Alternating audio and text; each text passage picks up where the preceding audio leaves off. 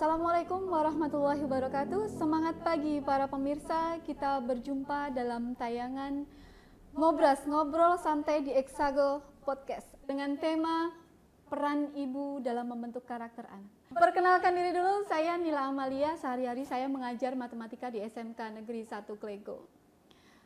Saya di sini tidak sendirian, saya ditemani oleh bestie saya, rekan seprofesi saya, satu MGMP, Ibu Siti Mutmainah SPD. Beliau sehari-hari juga mengajar matematika di SMK Negeri 1 Klego dan beliau adalah salah satu guru terbaik karena menjadi guru penggerak di SMK kita. Bu Siti Mutmainah sudah siap hari ini? Insya Allah siap, oke. Karena kita hari ini ditemani oleh tamu-tamu yang luar biasa, yang sangat menginspirasi kita hari ini. Boleh kenalan dulu satu-satu? Oke. Biar pemirsa di rumah tahu ya. Oke, dimulai dari yang sebelah kanan saya. Beliau Ibu Sri Wahyu Ningsih, mengajar pendidikan kewarganegaraan di SMK Negeri 1 Klego, mengajar sejarah juga, kemudian beliau juga sebagai PLT KTU di SMK Negeri 1 Klego. Seperti itu nggih, Bu Wahyu nggih? Nggih. Apa kabar Ibu? Baik, Alhamdulillah. Iya, luar harus biasa. bahagia. Iya, betul sekali Ibu. Oh ya Bu, peran Bu Wahyu ini setahu saya bukan cuma di sekolah, di rumah, bukan hanya di sekolah dan di rumah saja loh. Beliau ini sehari-hari juga sebagai owner pabrik produksi pakan ternak ya Bu ya, kalau tidak salah. Tapi milik suami. Milik suami, tapi beliau sebagai manajer mungkin, manajer keuangannya terutama ya. Lengkap sekali berarti nggih. Lengkap sekali berarti nggih. Di rumah dengan segala aktivitasnya masih itu, terus masih di sekolah juga seperti itu ya. Luar biasa sekali. Kemudian dengan tamu yang kedua kita, sebelah kanannya Ibu Wahyu, Ibu Ika Fitri Handayani SPDI. Beliau kesehariannya mengajar pendidikan agama Islam di SMK Negeri 1 Klego. Dan tidak hanya itu saja tentunya pemirsa, beliau ini juga pemilik AHE Klego. Seperti itu nggih Bu Ika nggih? Silakan. Apa kabar Bu Ika? Alhamdulillah baik dan harus selalu bahagia ya Bu Wahyu ya. Iya, oke. Terima kasih. Ada satu hal menarik kalau Bu Ika ini Bu. Apa? Pertama kali saya pindah ke sini, Iya. saya pikir Bu Ika tuh masih single. Memang enggak ini ya. Sampai sekarang pun masih sampai sekarang masih imut. Kelihatan single ya. Sampai sekarang pun masih kelihatan nggih. Masih imut, masih enggak kelihatan juga. Ternyata enggak juga nggih. Langsung aja nggih kepada ibu-ibu tamu kita hari ini, mungkin langsung saja bisa diceritakan kepada pemirsa tentang putra-putrinya di rumah seperti itu. Mungkin bisa dimulai dari Ibu Wahyu. Silakan Ibu Wahyu. Oke, terima kasih Bu Siti Mutmainah. Saya seorang ibu yang dikaruniai 2 orang putri dan tak kirain cuma 2 putri gitu. belum selesai. 2 orang putri dan 2 orang putra. Jadi anak saya 4. Itu tidak sesuai dengan keluarga berencana ya. Tapi sudah terlanjur, iya. Sudah terlanjur. Tapi nggak apa-apa. Iya, betul. Iya, itu amanah dari Yang Maha Kuasa tentu saja. Saya dikaruniai itu ya 4 orang anak. Alhamdulillah. Yang pertama dia sudah lulus D3, sudah bekerja, sekarang bekerja di perbendaraan ya, di KPPN Jakarta. Kemudian yang nomor 2 itu masih kelas 3 SMA, jadi jaraknya 8 tahun. Iya. Kemudian yang nomor 3, 6 anak kok dinomeri ya. Yang ketiga itu masih SMP kelas 2, sedangkan yang insya Allah yang terakhir itu insya Allah tapi ya, insya Allah itu kelas 5 insya Allah ya, kelas 5 MI ya, karena kebetulan saya anak-anak saya itu saya sekolahkan di madrasah semua. Demikian tadi pemirsa untuk putra-putri dari Ibu Wahyu, mungkin bisa dilanjut ke Ibu Ika. Silahkan Ibu Ika dengan pertanyaan yang sama nggih, menceritakan tentang putra-putrinya yang berada di rumah. Iya, terima kasih Bu Mut. Iya. Anak saya masih kecil-kecil Bu Mut. Kecil-kecil ya. 3 anak saya yang pertama. 3 ya? Iya, 3. Tidak kelihatan sama sekali ya Bu Nila. Tapi nggak kelihatan, masih imut dia. Masih Enggak, iya, pemirsa betul. enggak kelihatan. Anak saya yang pertama kelas 3 SD, untuk yang kedua itu kelas 1, yang terakhir baru 10 bulan. Oh, Iya. Luar biasa. masih ini Masih. semua ya, balita? Iya, Balitanya dua? Bali. Iya. Satu atau dua balita? Satu, Ibu. Satu, ya. Satu Ibu. Masih usia dini. Usia dini Iya, gitu. golden age bahasanya ya. Golden Eggs. Langsung berarti ke pertanyaan pertama mungkin bisa Ibu Nila sampaikan? Oh iya. Untuk pertanyaan pertama mungkin karena di sini menyesuaikan temanya, kita di sini pengen tahu tentang peran ibu dalam membentuk karakter anak. Dan pemirsa di sini hebatnya kita tamu dua tamu ini mewakili dari kalau yang Bu Wahyu mewakili ibu dengan anak-anak yang dalam usia memasuki remaja dan dewasa gitu ya. Sudah ada yang bekerja nih Bu. Iya. Kemudian untuk Bu Ika untuk yang lagi rempong-rempongnya gitu. Kalau Bu Ika rempong tenaga, kalau Bu Ayu mungkin rempong biaya. Iya, betul sekali. Dan Betul. untuk Bu Ika mewakili ibu-ibu yang sedang mengasuh putra-putrinya yang usia golden age atau anak usia dini. Seperti itu. Jadi yang pertama yang ingin kami tanyakan adalah bagaimana pengalaman ibu dalam membentuk karakter putra-putrinya di rumah. Mungkin Bu Ika dulu bisa menjawab. Oh iya. Terima kasih Bu Nila atas waktunya. Mengenai pendidikan karakter ya Ibu ya, memang pendidikan karakter sejak dini itu sangat berpengaruh terhadap masa depan anak nantinya. Ya. Tentu saja pendidikan karakter yang paling utama itu ada di dalam keluarga, terutama ibunya. Seperti hadis ya, al-ummu madrasatul ula. Ibu adalah madrasah pertama. Ibu adalah tempat pendidikan anak yang pertama. Karena apa? Sejak anak itu di dalam kandungan ibu, anak itu sudah bisa mendengarkan apa yang kita katakan, bisa merasakan apa yang kita rasakan. Jadi kalau hamil jangan emosi ya, itu sangat berpengaruh sama bayi yang di dalam anaknya pemarah, anaknya pemarah, Iya. anaknya marah, nanti anaknya Jangan sedih. banyak game juga mungkin. Iya, itu yang paling utama ya, iya. Ibu suka Iya, seperti itu. Harus Untuk berhati-hati menghilangkan seperti Iya, itu. harus sangat berhati-hati. Ya, pengalaman saya dalam mendidik karakter anak, memang kita harus mulai dari sejak kandungan. Dengan apa? Dengan membacakan ayat suci Al-Quran kalau kita ya Ibu ya.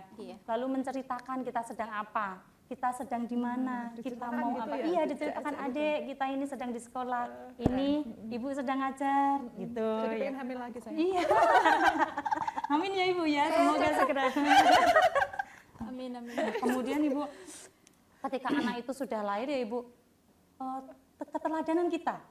Karena anak itu memang mengamati seorang peniru yang ulung, jadi apapun yang kita lakukan itu akan ditiru oleh anak-anak kita. Jadi tidak heran banyak anak-anak itu yang sangat mirip dengan bapaknya atau ibunya. Bahkan ada yang mengatakan, oh ini versi Bu Nila kecil, oh ini versi Bu Mut kecil gitu kan ya Ibu ya. Iya. Tapi sayangnya kenapa peniru ulung Bu kebanyakan yang ditiru yang negatifnya? Ya itu tantangan kita sebagai seorang ibu. Itu ya. Iya. Tapi yang penting kita nggak bosan-bosan deh ngasih contoh yang baik Cepat ke anak banget kita. nirunya kalau yang Iya, Negatif sangat ya, cepat iya. memang. Itu. Protes tapi kalau udah besar deh protes itu loh. Katanya kita nggak boleh tapi kok. Kalau saya jawabnya gini Bu, tiru yang baik-baik dari bapak dan ibu. Iya, karena kita sebagai Yang orang baik tua itu tidak ya. sempurna. Iya. Tiru yang baik-baik dari bapak dan ibu. Yang jelek jangan, tapi bapak dan ibu berusaha memperbaikinya. Nah, itulah anak-anak itu tidak ada puasnya. Kalau anak-anak itu dilarang, dia penasaran Ibu. Tambah Iya, ingin ya, penasaran anak-anak itu. Makanya kita dilarang untuk melarang anak, gunakan kalimat-kalimat yang positif untuk anak itu. Adek, jangan nakal. Oh, enggak boleh. Memang nakal ya. Adek harusnya gini sama temannya itu harus dielus-elus gitu misalnya. Iya. Seperti itu, Ibu. Pernah dengar juga sih itu. Iya. Nggak boleh kata negatif, Negatif, gitu ya. iya. Karena semakin kita pakai negatif apa yang Penasaran. diingat, yang Iya, diingat. semakin penasaran anak itu. Apalagi anak-anak kecil itu, wah penasarannya Masya Allah. Itu luar biasa. Iya. Kemudian Iya. Jadi dari mulai di dalam kandungan iya. sampai jadi bukan cuma asupan gizinya saja yang Iya. diperhatikan ya Bu ya. Selama ini kita kan banyak minum asam folat, Iya. susu segala macam. Jangan cuma Iya, itu, tapi iya. juga kondisi ruhiyah dari ibu hamil, dari bumilnya juga harus diperhatikan, banyak mendengarkan murotal. Iya. seperti itu. Saya mencoba menyimpulkan kemudian setelah lahir juga Iya. tetap Harus kita ajarkan. diberi Keteladanan. teladan, bukan hanya perintah. Iya. Ing harso sung tulodo katanya. iya. Ki Hajar Widiwanto. Kalau Bu Ayu pripun untuk Oke. pengalamannya? Iya, terima kasih Bu Nila atas waktunya. Kalau menurut saya ya, karena anak saya banyak juga ya, 4 kategori. 4 itu nominal. Baru 4. Mudah-mudahan sudah ya. Ini amanah yang sangat luar biasa dan ceritanya Bu Ika tadi pengen lagi. enggak, kelihatannya enggak. Sudah malu sama yang pertama kan mau mantu kan ini. Ya, Alhamdulillah. Sudah mau mantu masa pingin bayi lagi kan mungkin itu. Aduh. Kelihatan Nimbangnya nanti bareng. kelihatan buruknya. Keposnya sama-sama gitu. Biar kompak. Oke, kalau sesuai dengan pertanyaannya tadi ya, itu berhubungan dengan karakter anak ya. Ya, dengan karakter. Sebenarnya karakter itu apa toh? Ya, karakter itu kalau saya bisa definisikan pengertiannya itu adalah suatu sikap dan perbuatan yang ditunjukkan oleh anak di lingkungan ya. Makanya ada ya karakter tergolong karakter baik, ada karakter yang kurang baik mungkin.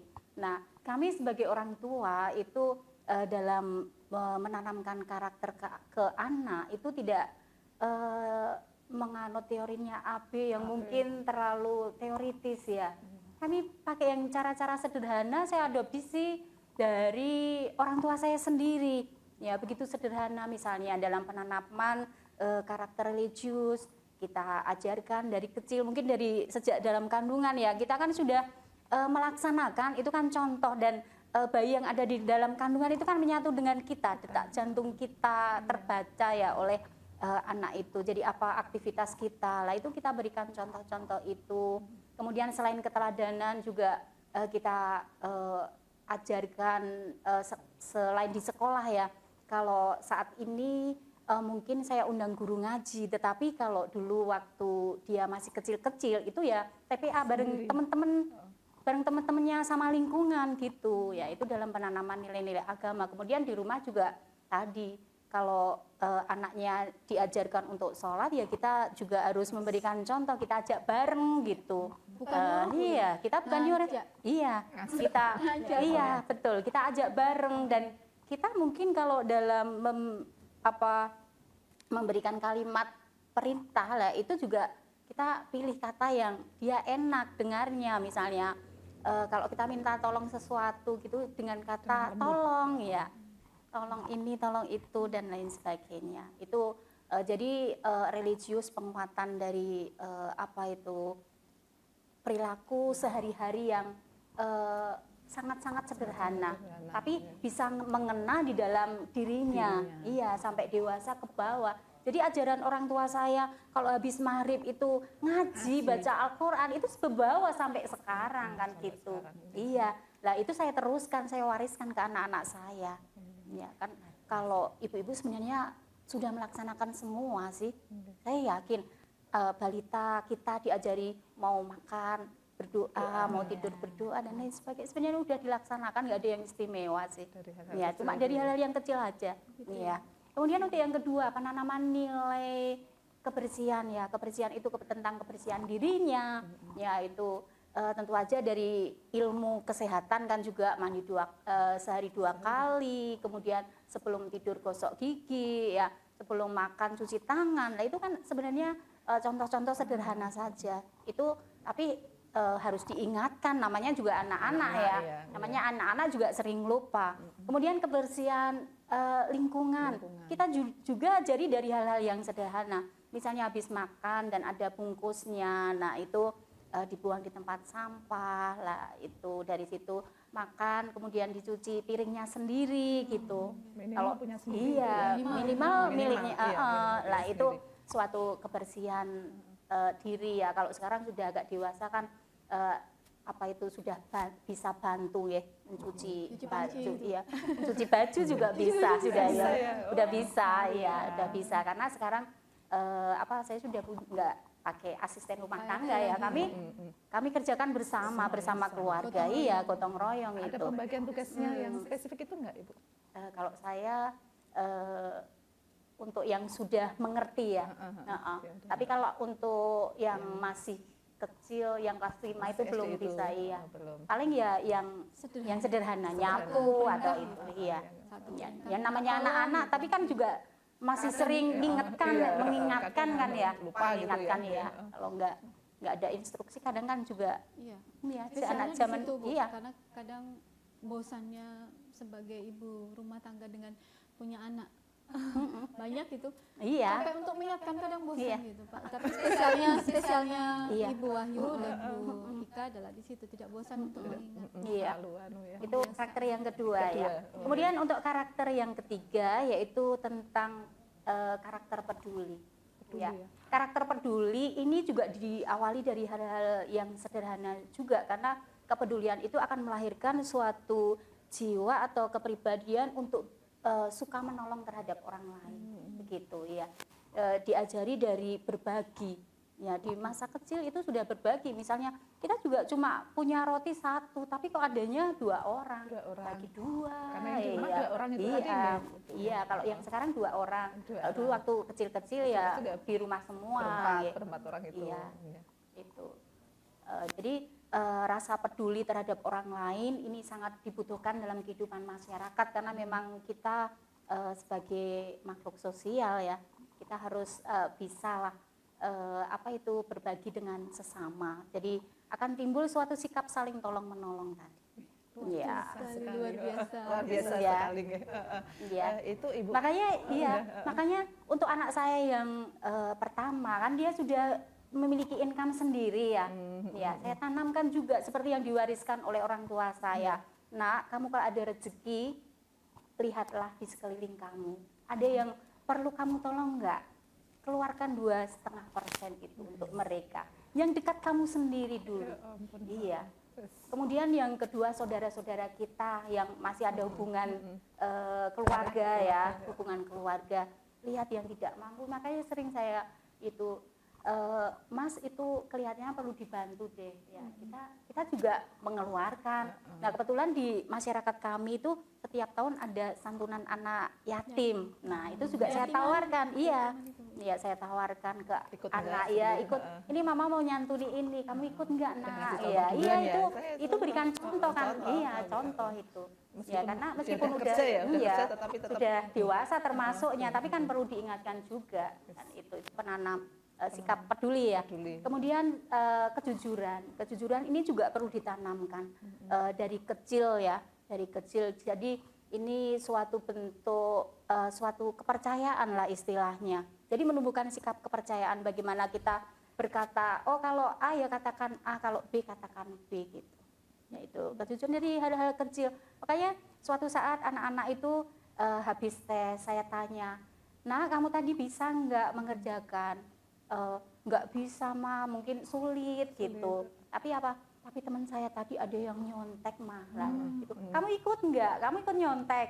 Enggak sih, aku jujur kok. Oh iya, berarti penanamannya sudah berhasil masuk ke dirinya. Iya, ini. itu contohnya. Kemudian yang terakhir adalah karakter nasionalis. Nah, iya, kan ibunya PPKN. Kadang-kadang anak saya nilainya PPKN kok 95. Apakah karena aku anaknya bu guru PPKN? Sebenarnya enggak, itu usaha ya, kamu sendiri. Iya. Sampai gitu ya Bu. Iya, sampai seperti itu. Iya. Jadi nasionalisme itu saya karena kita sebagai warga negara Indonesia harus mencintai bangsa kita sendiri ya. Ya, kita harus menjaga nama baik bangsa ya, dengan menjaga nama baik kita sendiri. Kita bisa berperan sesuai dengan profesi masing-masing gitu. Sebagai pelajar bagaimana? Ya belajar yang rajin. Kamu sebagai generasi muda harus siapkan, karena suatu saat negara ini yang mimpin adalah kamu semua. Keren. Gitu. Ya, Jadi dari hal yang sederhana kan, semuanya sederhana nggak sulit. Iya. Tapi satu yang harus diingat oleh ibu-ibu, doa ibu. Nah itu. Ya, jadi doa ibu biasakan jangan sampai kita terlena lah dengan kesibukan kita bekerja ya, yang double mungkin ya, sangat luar biasa. Iya itu nggak cuma double kayak ini. Iya itu ya, jangan lupa mendoakan anak itu, karena doa seorang ibu itu bisa katanya menggetarkan langit ketujuh. Iya. Iya itu kuncinya di situ aja. Kemudian sabar dan ikhlas dalam menerima apapun ya, cobaan, itu kunci hidup itu di sini. cuma itu. Keren. Luar Speechless, Terima Bu. kasih. Nggak bisa berkata-kata. Lah ya, keren sekali.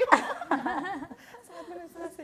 Itu kan tadi karakter-karakter yang Ibu bangun, Ibu harapkan dan Ibu terapkan di rumah Ibu nggih, di rumah untuk mendidik putra-putrinya Ibu seperti itu. Kemudian ada nggak hambatan?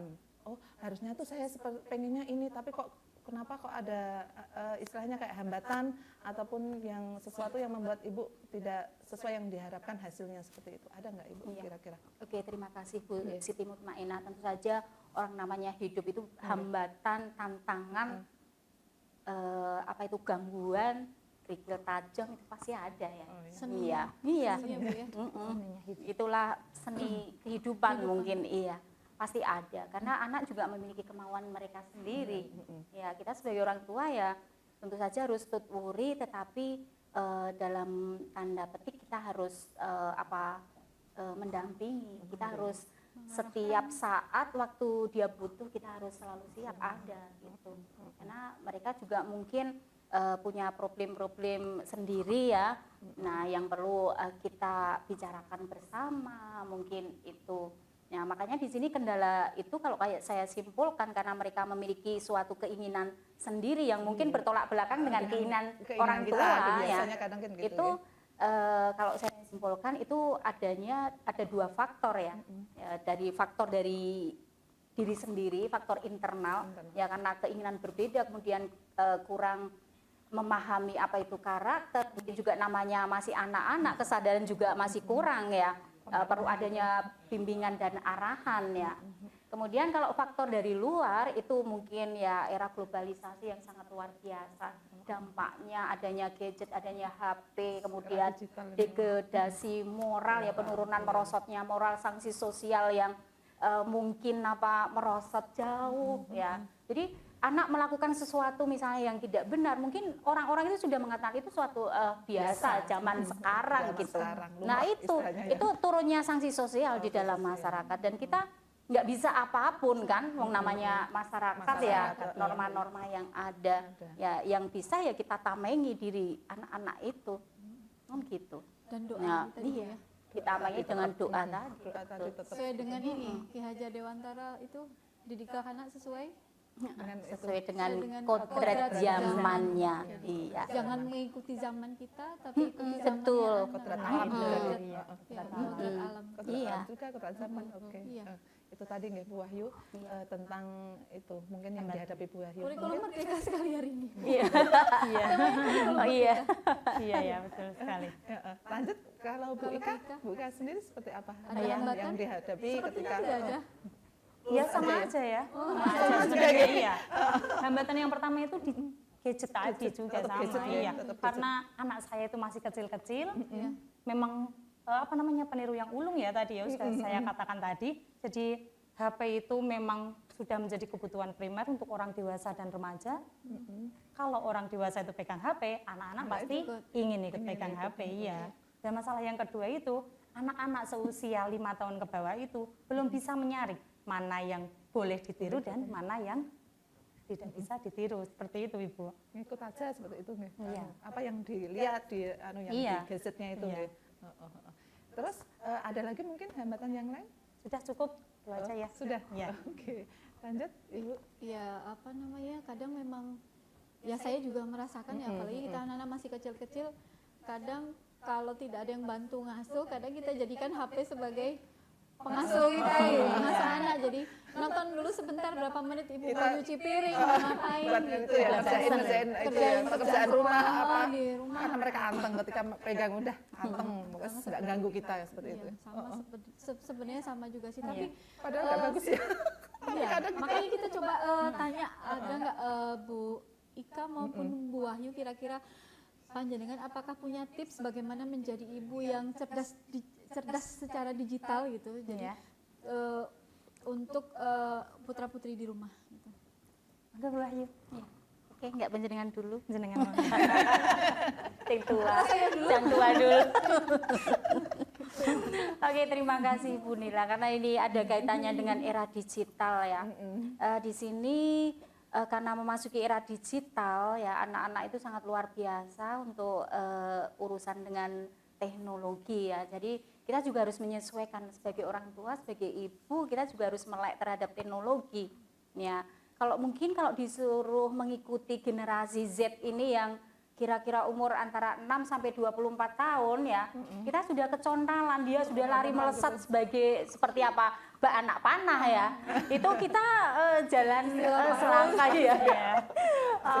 Itu ya. Makanya kita dampak, karena sesuatu itu pasti ada dampak buruk dan negatif, ada dampak positif dan negatifnya. Makanya kita tamengi dampak yang negatif karena pasti itu membawa suatu bencana atau suatu yang tidak baik kan ya. Kalau yang positif jelas itu membawa suatu manfaat. Misalnya kita tidak tahu masalah apa, tanya di Google gitu. Iya kan? Cari yang Ya, maka timbul paham Googleisme ya. Generasi digital Iya, generasi digital. Iya. Betul, tetap ada. Bahkan saya ke anak-anak sekolah itu juga buku itu HP itu tergantung dari kamu nak dalam memanfaatnya itu sebagai buku elektronik yang luar biasa. Kamu tanya apa saja di situ akan terjawab. Tapi tergantung kan HP itu tergantung yang mencet kan ya. Penggunanya, mengoperasikannya. Kita ke hal yang baik ya hasilnya nanti akan muncul baik, tetapi kalau yang tidak ya pasti akan membawa efek yang kurang baik kan. Ya, makanya kita seringkali lihat rekam jejak penggunaan HP anak-anak ya. Itu dia lihat apa kan gitu. Kita juga sudah di password sebenarnya, tapi kita tahu passwordnya, iya, kita tahu. Untuk yang masih anak-anak, kalau yang udah dewasa ya mungkin udah nggak boleh karena di situ ada kode etik kerja juga pakai itu. HP ayahnya juga Bu ya. Aduh, HP ayahnya saya nggak sempet. Di password tidak buka HP ayah. Enggak, justru enggak, iya. Kalaupun di password biasanya tahu sama. Tahu semuanya. Anak juga tahu. Iya. Jadi kita harus tamengi itu dalam penggunaan handphone ya. Ya juga memberikan contoh dan teladan. Kalau di rumah ketentuan rumah itu jam sekian sampai sekian enggak pegang HP ya turunkan semua. Semua berlaku termasuk orang tuanya kan. Ada Ibu aturan di rumah yang iya, saya buat anak itu saya suruh buat jadwal dari dia bangun ya sampai nanti tidur itu ada jadwal, meskipun kadang meleset sih nggak apa-apa, yang penting ada aturannya. Terus gitu, yang benar-benar nggak pegang HP itu jam berapa sampai berapa itu? Biasanya maghrib nanti sampai sekitar jam 9 gitu. Tapi kalau belajar dan harus menggunakan handphone ya boleh. Seperti itu. Jadi bebas, tapi terbatas tetap gitu, dibatasi gitu. Iya, jadi dalam pantauan ya dalam penggunaan mau itu. tidak mau memang HP kebutuhan. Kemudian di handphone juga ada fitur-fitur yang mungkin fitur dewasa lah, itu kita juga tanamkan anak-anak nggak boleh lihat-lihat kayak gitu. Jadi kita itu ya malah kita iya, kasihkan kita kan kadang kasih. kan ada yang tipe orang kok kayaknya tabu gitu ya, Iya. tapi memang malah Iya. harus gitu nih. Tapi ya tidak detail sih, cuma pokoknya fitur garis yang besarnya. dewasa nggak boleh untuk anak-anak. Tetap diingatkan terus gitu. Iya. Kalau Kita harus dampingi ya, karena kalau bapaknya sih mungkin habis sekolah itu langsung kerja yang lain ya. Ya anak-anak bersama saya, jadi lebih banyak bersama saya anak-anak. Ya, jadi kita dampingi. Iya. ya karena memang madrasah Madrasah utama, dan betul. selamanya. Iya. Kedekatan juga, kedekatan anak itu lebih memang Madrasahnya kita, tapi kepala madrasah tetap bapak. Kepala madrasahnya. Terakhir kali untuk Bu Ika, gimana? Ada tipsnya untuk menjadi seorang ibu yang cerdas digital bagi putra-putrinya di rumah? Iya, terima kasih Mila. Tidak jauh sama Bu Wahyu tadi ya, Mila, Bungut, sama juga Bu Wahyu tadi membatasi anak dengan gadgetnya gitu ya Bu ya. Sama saya juga beri batasan, kemudian jangan lupa parental kontrolnya dari gadget tersebut, sehingga anak itu berselancar di HP-nya itu tidak berlebihan. Jadi yang tidak boleh itu tidak bisa dibatasi gitu ya, ada pengaturan seperti itu nggak, pengaturan. Kemudian jangan lupa pendidikan anak itu juga sangat penting, harus kita tanamkan sejak dini gitu ya. Nah, untuk yang terakhir itu kami keluarga saya itu ada aturan rumah itu. Jadi aturan rumah itu kita buat bersama satu keluarga, empat orang ya. 4 orang yang kecil ikut nggak? belum pegang HP yang kecil. Kita buat aturan rumah Ibu. Jadi aturan rumah itu kita buat yang dua ya. Ya, aturan itu buat semua anggota keluarga, tidak hanya untuk anak-anak saya. Kita tulis, kakak yang nomor 1 aturannya gini, kakak nomor 2 gini, saya, ayahnya juga ada aturannya. Jadi ketika kita melanggar aturan, ada hukuman juga. Tapi ada kesepakatan tadi nggih, ya usul. Ada nggak istilahnya usul yang putranya pertama, saya pengennya ini gitu? Ada, memang. Tapi kan kita harus bisa mengimbanginya. Ya. Arahke ya istilahnya, Ya, nah, arahke, kira-kira betul. kok usulannya terlalu melenceng ya Ya, kita arahkan. ya kita arahkan. Dan aturan itu saya tempel di dinding rumah dan ditandatangani 4 orang tadi. Wih, sangat menginspirasi ya Bu Nila ya. Kesepakatan. Itu kalau diterapkan di kelas juga bagus juga loh, kesepakatan kelas berarti. 36 anak ya tanda tangan semua ya. Nggak apa-apa. Ini benar-benar profil kurikulum merdeka. Kurikulum merdeka. Iya. Iya, memang. Kurikulum merdeka ada kesepakatan belajar. Kesepakatan kelas gitu. Jadi memang nggak ada Di istilahnya rumah, di sekolah. sanksi itu nggak ada. Yang adanya apa? Ini Karena apa? Adanya karena apa?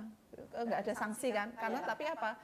Udah ada kesepakatan konsekuensi logis nih namanya, karena sanksi istilahnya ya. nggak ada sanksi gitu, seperti itu. Konsekuensi logis. Konsekuensi logis. Pemirsa, demikian tadi obrolan santai kita bersama tamu kita yang hari ini yang hebat-hebat, yang sangat menginspirasi. dan semoga bermanfaat untuk kita yang hadir di sini maupun para pemirsa di rumah. Amin. Amin ya rabbal alamin. Alamin. Sebelum kita tutup, barangkali dari tamu kita mau menyampaikan, ada yang mau disampaikan untuk menyambut Hari Ibu 22 Desember 2022. Iya. Cantik sekali, 22 Desember 2022. Pas ya. Iya. Mungkin Bu Ayu ya. Oh, iya, monggo. Oke, terima kasih ibu-ibu semua ya. Pada kesempatan ini saya sampaikan selamat Hari Ibu ya, 22 Desember 2022 ya. Kita sebagai wanita, bahwa wanita itu tiang agama, maka jika ingin bangsa ini bangsa yang baik, maka muliakanlah wanita. Oke, selamat Hari Ibu. Sekali pemirsa. Selamat Hari Ibu. Oke, baik, closing ya. Kita jumpa lagi nanti di podcast yang lain. Terima kasih atas perhatian para pemirsa sekalian. Kita tutup dengan lafaz hamdalah. Alhamdulillahirrahmanirrahim. Assalamualaikum warahmatullahi wabarakatuh. Jumpa lagi di podcast yang lain. Dah.